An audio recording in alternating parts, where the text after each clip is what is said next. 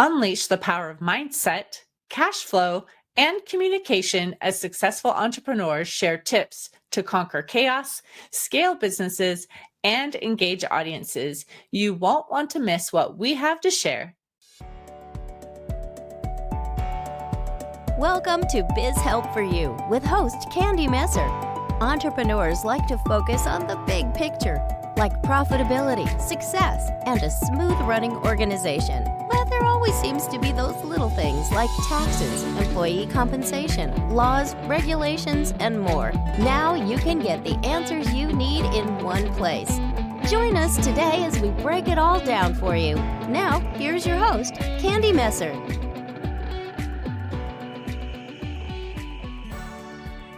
Hello and welcome to Biz Help for You with Candy Messer. Thank you for joining me today. If you missed my last episode and would like to listen to the show, links can be found on my social media pages as well as multiple favorite podcast platforms. And if you'd like to receive notifications on when my podcasts have been uploaded, please like and subscribe. Today, I'm excited to share that Biz Help for You podcast has aired 300 episodes. And I decided months ago that when we've aired another 50 shows, that I want to look back at a few of the guests I've had and share some of the tips that can be impactful to you and the success of your business. In today's episode, I'll be highlighting insights from 5 experts. Tune in to hear one of the most important words to use: understanding cash flow issues, how chaos is a symptom of underlying issues and why we feel overwhelmed, and how to engage your audience. My first guest is Mike Michalowicz. You may be familiar with his books, Profit First, Clockwork, The Pumpkin Plan, Fix This Next, The Toilet Paper Entrepreneur, and Get Different. But in case you don't know about him, let me give you a little bit of his bio. By his 35th birthday, Mike Michalowicz had founded and sold 2 multi-million-dollar companies. Confident that he had the formula to success, he became a small business angel investor and proceeded to lose his entire fortune. Then he started all over again and driven to find better ways to grow healthy, strong companies. Mike has devoted his life to the research and delivery of innovative, impactful entrepreneurial strategies to you. Today, Mike leads 2 new multi-million-dollar ventures as he tests his latest business research for his books. He's a former small business columnist for the Wall Street Journal and a business makeover specialist on MSNBC. Let's listen to his tip on what word you should be using when asked by someone what you do. Well, in the book that we're discussing today shares a way to change your business efficiency by using one word. So what is that word and why is it so impactful? So if the word is shareholder, it's bizarre because people are like, well, I don't get it. So let me give some context. Most entrepreneurs, Candy, call themselves entrepreneurs. And the real simple test is when you're in an Uber ride and the driver says, oh, so what do you do? How do you respond? Many people say, I own a business or I'm an entrepreneur that does blah, blah, blah. But the thing is, as much as I love entrepreneurship, I mean, it's the essence of what I'm about, is the words become bastardized and equated to hustle and grind. And there's actually some very kind of popular celebrity type people. It's all about the hustle. And that was never what entrepreneurship was defined as. Entrepreneurship is someone who takes a risk to achieve a vision and organizes resources, choreographs those technologies, people, all these different things to make a vision a reality. I believe the ultimate job of an entrepreneur is not to do the job, but is to be a creator of jobs. So here's the challenge I invite people to use. Next time that Uber driver turns around and they say, what do you do? Say, I'm a shareholder of a small business. And the Uber driver, make sure they're holding that wheel tight because they'll be like, what the what? It won't make sense. But here's what a shareholder means. A shareholder is someone who takes risk by investing in a business, either through sweat equity or cash, and gives it strategic vision to make that vision a reality. I own stock in Ford. I give it direction by doing votes for who's on the board. If they're going to build some new structures, new facilities, move a plant, the shareholders vote. So I'm an owner in the business. But when I get that profit check, I don't come running down to the factory and say, how do I earn this? I don't work for Ford. I've invested in it. As a small business owner, we've invested in our business. Now, to be clear, it's necessary for many of us for a period of time to work in the business, but we need to be deliberately extracting ourselves from day one. And if you use the word entrepreneur, which I'm, again, proud of that term, it does mean hustle and grind for most of us. And therefore, our identity stays with, I gotta push myself more. If we start calling ourselves a shareholder of a small business, we start seeing ourselves as an owner and we extract ourselves from the business and do our most important job of creating jobs. So try it out. I'll tell you, the first time you use it, it's going to be awkward. The 100th time, it'll be awkward. But somewhere around the 1,000th time where I'm at, it becomes rote. And now it's my identity. And I don't endeavor to work in the business. I endeavor to be the designer of the outcomes. Now, one last little caveat. My businesses now can operate themselves. But as a shareholder, I did vote myself to be a spokesperson because I love what we're doing right now. So I want to be in front of the camera talking about stuff like this. And I love writing books. So I'm a spokesperson and I'm a writer. We have other people who also speak on the topics I write about. And we all have other writers now, other authors, collective of them who've written books right back there. But we have the right to reinsert ourselves in the business once the business doesn't need us. And that's the key. Up next is David Safir, who is a globally recognized expert in cash flow optimization. He advises company owners on cash flow and profit maximization strategies. David is a contributor to CFO.com and a contributing author to CFO University. He has been quoted in hundreds of news stories, spoken to audiences internationally, and appeared on dozens of podcasts and various television outlets. In our conversation, we discussed how profitable businesses can fail. In this clip, David discusses two issues that explain the difference between cash flow and profit. Why are profitable small businesses failing? Well, that's a great question. And you've got a good business background. And when we talk to accountants and to other bookkeepers, advanced bookkeepers, everybody's seen it where the owner treats the profit like a piggy bank. And let me give you a generic answer: hidden transactions. And that's number one. Number two is timing. Can I explain what the two mean? So hidden transactions are things that don't show up on the P&L, but drain your bank account. If you're a manufacturer, if you purchase things for inventory, it doesn't show up as an expense. If you are a business owner and you go out and buy a $70,000 vehicle and you keep it inside the company, it shows up as an asset, not as an expense. If you give the money to yourself, it shows up as a distribution, not as an expense. When we repay loans, it goes out as a capital return. When this one's a really hard one for people to understand, not as an expense. So all these hidden transactions is one. Any questions so far? Nope. Nope. Number two is timing. Because when we look at both cash flow and a P&L, it covers a period of time.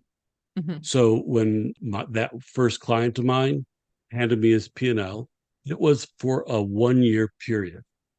Well, during that same 1-year period, I didn't know what the cash flow was. And it's easy to measure cash flow. It's simply the amount of cash you've got at the beginning of one period and the amount you have at the end of the period. And the difference is cash flow. And whether it's up or down, it goes both ways. But you could be extremely profitable for the year, but actually lower your cash. And so there is a complete disconnect. And I know one of the things you like to do is talk about compliance.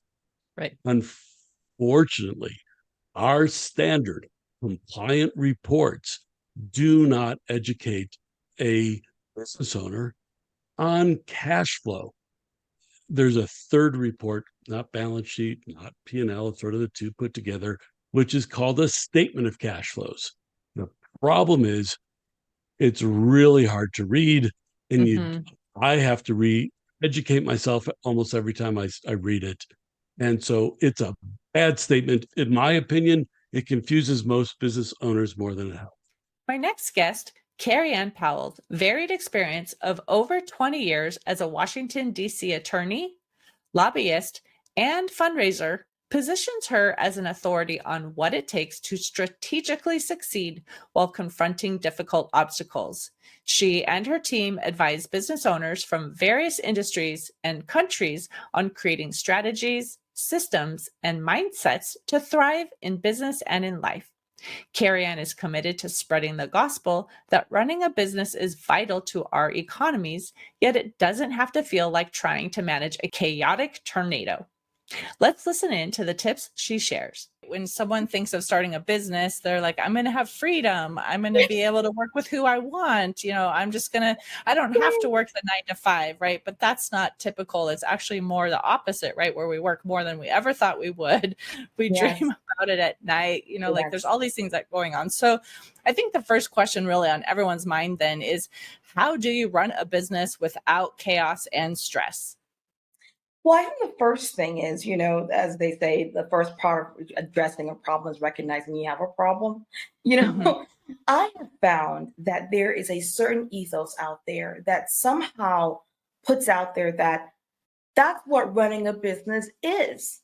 It does feel chaotic. You push through, you pull your hair out, you spend every day sort of doing this thing. And that's what running a business looks like.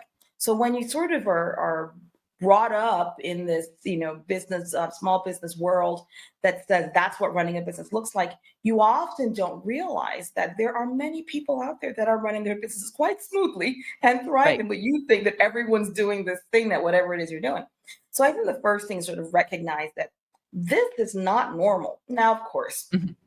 different stage of your businesses, there's going to be different things happening. We're looking at perpetual and all the time consistent problems. Yes.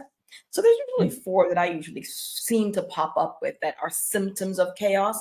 There's sort of the cash problem, right? Cash Right. flow is a big look. When we're early days, yes, it's going to be a little bit up and down, 1 month good, 1 month bad, there's sort of this feast or famine thing, but it is perpetual and consistent in your business. That is a huge symptom that there's chaos in your company. It's the number one reason why businesses fail. So Right. that is one thing. But if you are ignoring it and saying, well, that's what it looks like to run a business, you have the ups and downs. Yeah, there's ups and downs, but then perpetually and consistently having a cash flow problem, that is not a healthy company. That's a symptom of chaos. And we must identify what the chaos is that's underlying that and fix it, because it is the number one reason why businesses will Mhm. fail. Yeah. So I think the Yes. first, as an example, so the first thing one must do is first acknowledge that whatever you're calling running your business is not, it's chaos. Identifying it and just recognizing it, and then being able to say, okay, what is the underlying reason why this is popping up? So we talked Mhm. about, cash flow being an issue.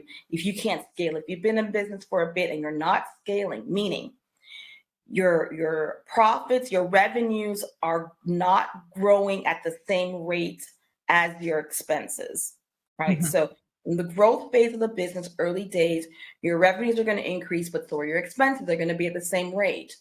At some point, there needs to be an inflection point where your revenues begin to grow at the higher rate than your expenses. That's the scale, right? If you Right. have been in business for a while, I can't tell you what and how many years that means. It's different for every person, each industry. However, there is a point where you should be seeing scale, and the scale needs to be evident in your books. If you are not scaling and you've been in business for a bit and you've gone past the growth phase, that is a symptom of serious chaos. Mhm. So you must address that, figuring out what's the underlying chaotic reason why that's not happening.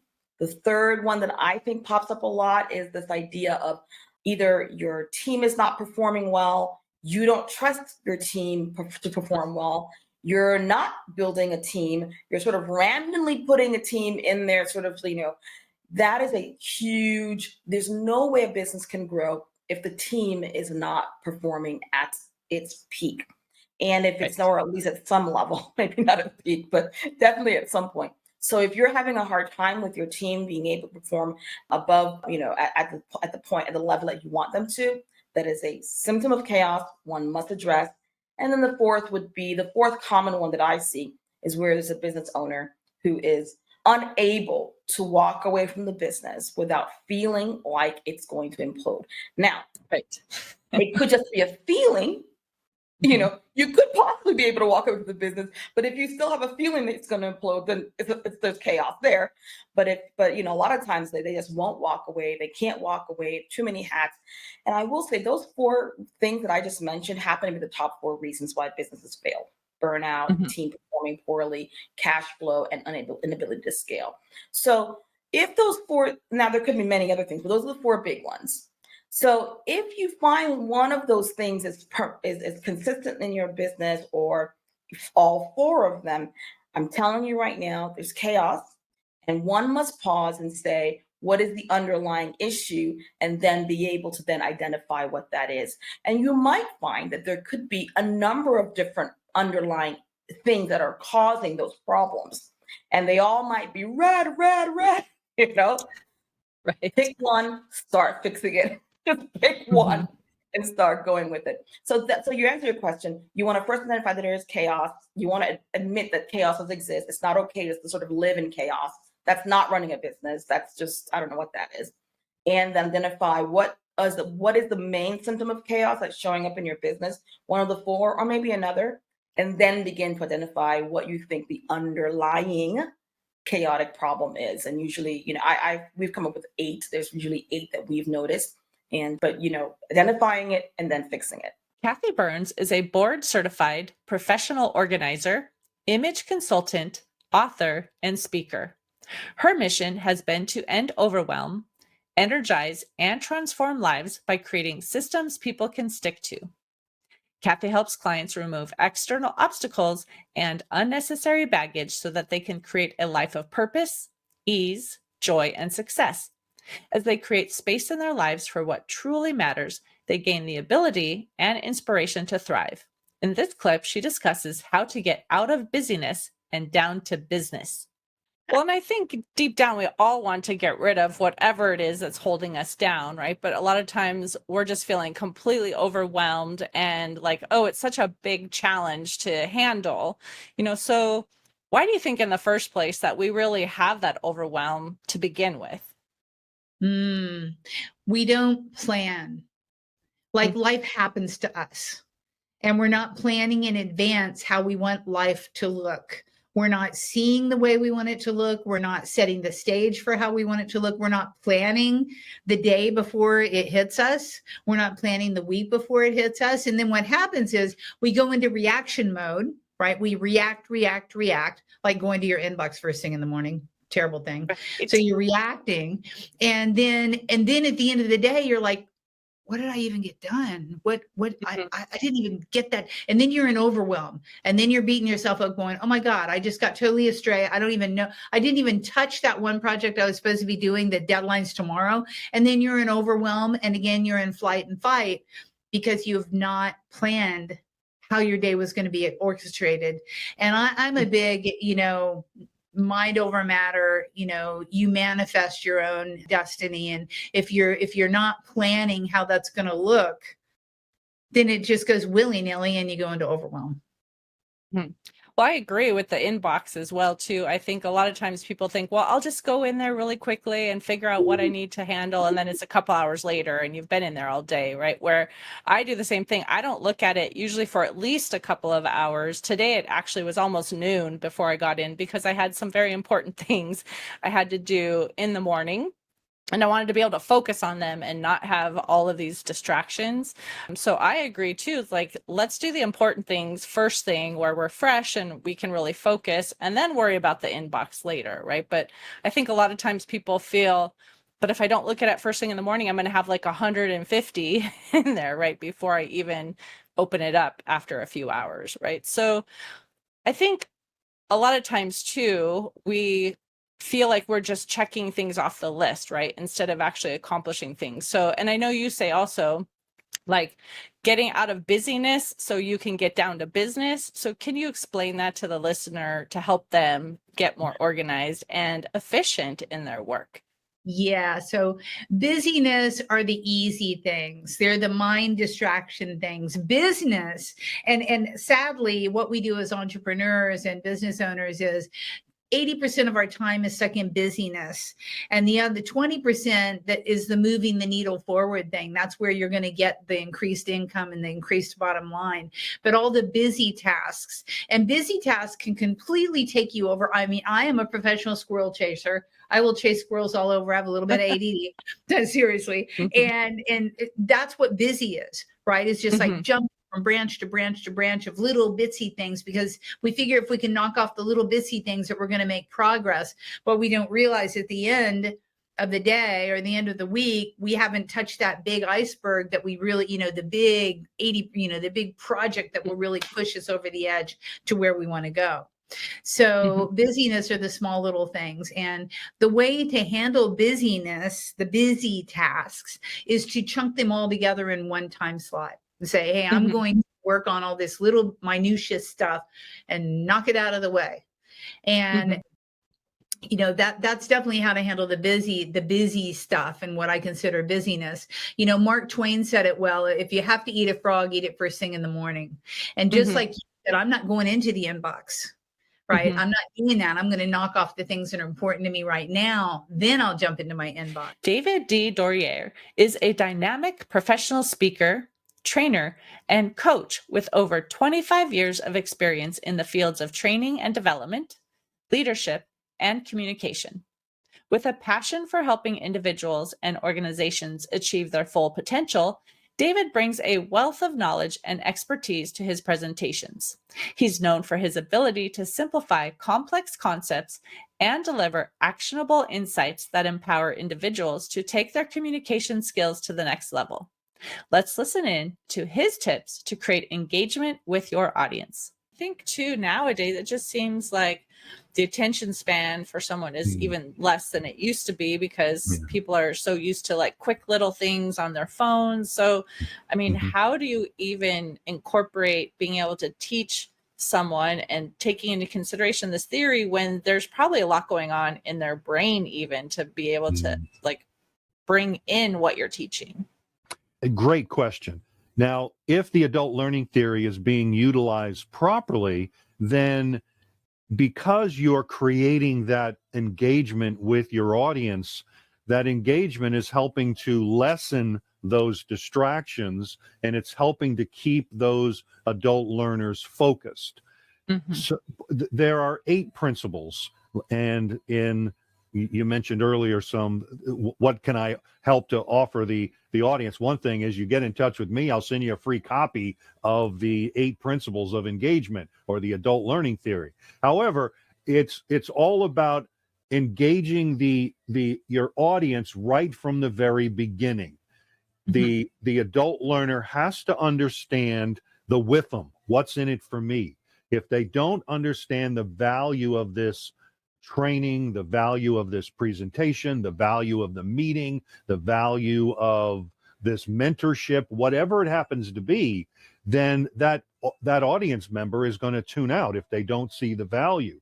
So it starts from the very first words that come out of that facilitator's mouth to immediately grab that audience's attention, and to show the audience that today we're going to learn 3 things. Well, maybe even before that, I would say, what if I was able to show you 3 ways that you can capture your audience's attention and keep your audience's attention all the way to the very end of your presentation? Would that be of interest to you? People raising their hands. Yes. What if I was able to show you that these 3 things that I'm going to help you with today, you can immediately apply once you leave here? Would that be of interest to you? Yes. Well, great. These are the 3 things we're going to look at. So immediately getting their buy-in, and so they understand the WIFM, that's in the beginning, and then there's ways to maintain it throughout the presentation. I hope you enjoyed hearing these clips from some of my last 50 episodes. If you missed the full episodes, be sure to listen in to hear all the sage advice they have to offer. Links to each episode are included in the show notes. Thank you, listeners, for tuning in today. I hope you found this topic interesting and enjoyed the informative discussion. Would you please share my show with those you know and leave a review on your favorite podcast platform? I'd really appreciate your support. If you have any additional questions or comments, be sure to reach out to my guest at any of the links that they shared, or you could send me a message at media@abandp.com. I hope you can join me for my next interview, and remember, you can connect with me on Twitter, Facebook, and LinkedIn, and my website is abandp.com. This episode is sponsored by Affordable Bookkeeping and Payroll Services. If you are overwhelmed trying to handle the financial aspects of your business, AB&P is here to help. Contact us today to discuss your needs at 310-534-5577 or contact@abandp.com. My team and I are eager to assist you. Until next time, have a great day. Thank you for listening to Biz Help for You. Please join your host, Candy Messer, again next time. Have a terrific day.